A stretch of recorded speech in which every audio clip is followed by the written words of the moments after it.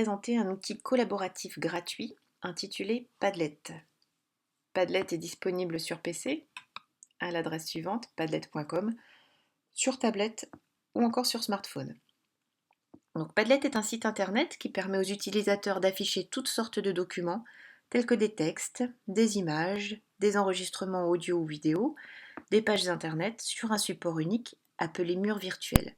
Le grand intérêt de ce site est de permettre aux différents collaborateurs d'exposer, de comparer et d'enrichir leurs différents points de vue.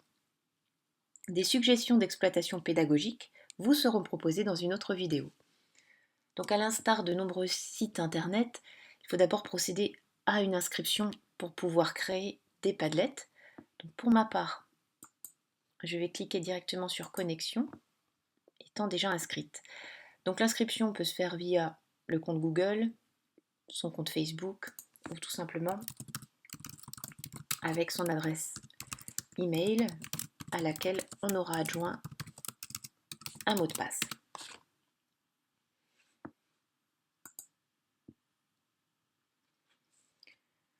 Donc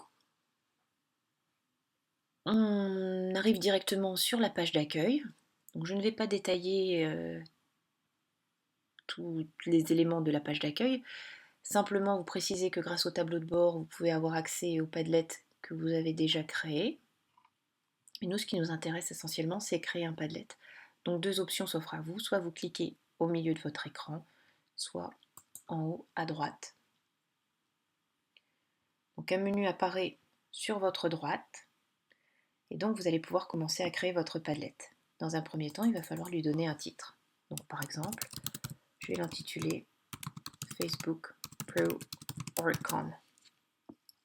Dans la rubrique description, je vais y indiquer la consigne que je souhaite donner à mes élèves. Are you pro OrgCon Facebook? Explain. Donc au fur et à mesure que je tape ces informations, elles apparaissent directement sur le Padlet. Ensuite, je peux choisir comment vont apparaître les contributions des différents élèves, soit en mode libre, c'est-à-dire de manière totalement aléatoire et non organisée, soit sous forme de grille, donc bien alignée en ligne et en colonne, ou alors j'opte pour le flux qui me permet de voir apparaître les contributions en ordre chronologique. Je peux ensuite personnaliser mon Padlet grâce à un papier peint. Donc de nombreuses propositions me sont faites. Il est plus préférable de choisir quelque chose de relativement neutre et pas trop flashy. Par exemple, ce papier peint n'invite peut-être pas à une lecture apaisée. Par contre, il est peut-être préférable d'utiliser celui-ci. Une fois le papier peint choisi,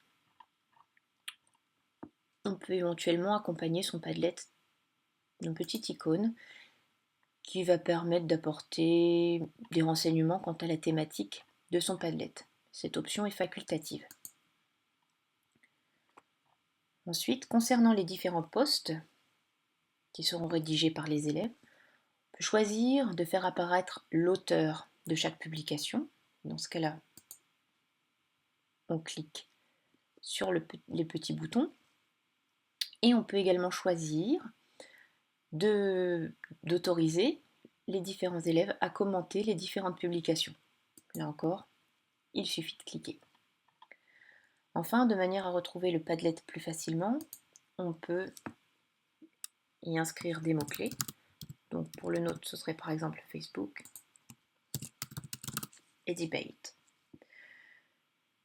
Une adresse internet va être proposée afin de retrouver le Padlet plus facilement.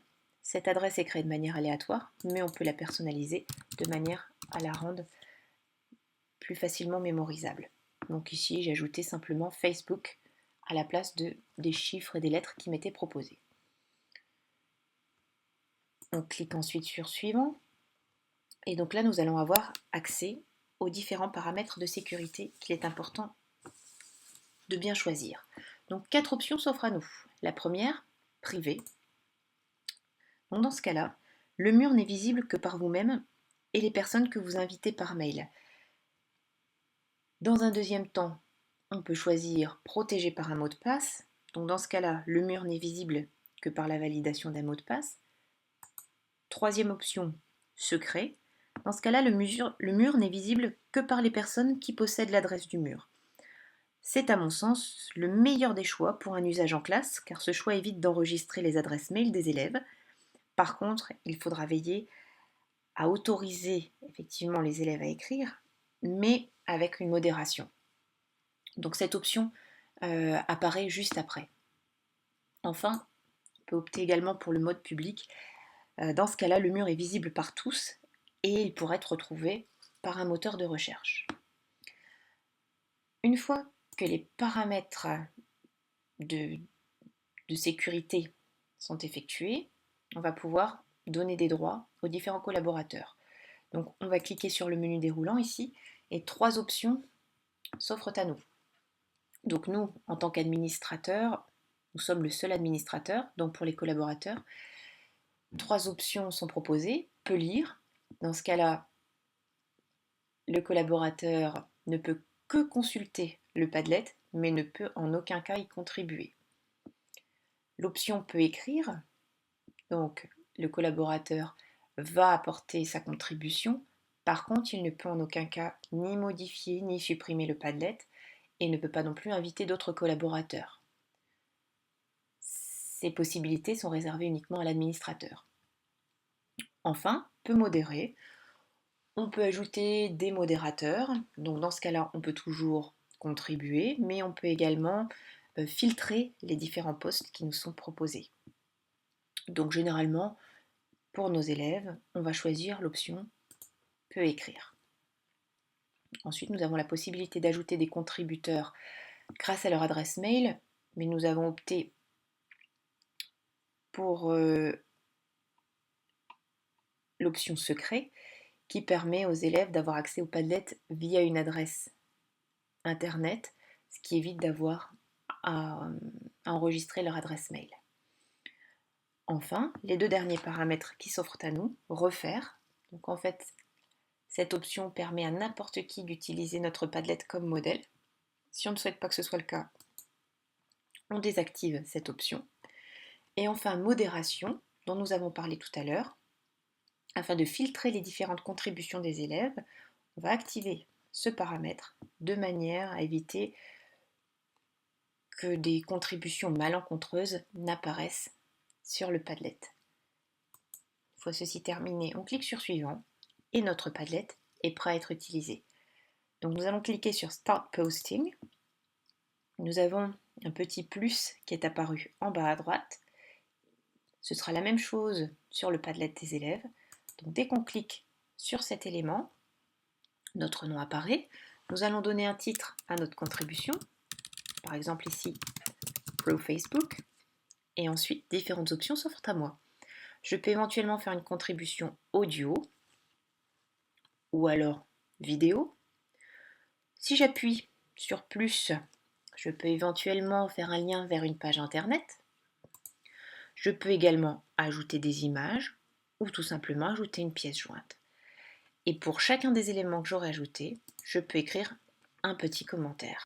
Une fois votre Padlet terminé, il est très facile de le partager. Pour ceci, vous cliquez sur Partager en haut à droite, puis sur Partager, Exporter, Intégrer.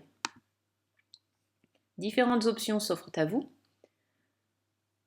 Vous pouvez alors partager votre Padlet en faisant scanner un QR code, le partager de manière numérique, soit via les réseaux sociaux, par courriel, ou en l'intégrant à votre blog ou votre site internet tel que le NT. Et enfin, vous pouvez le partager de manière plus traditionnelle en l'exportant sous format imprimable ou en l'imprimant directement.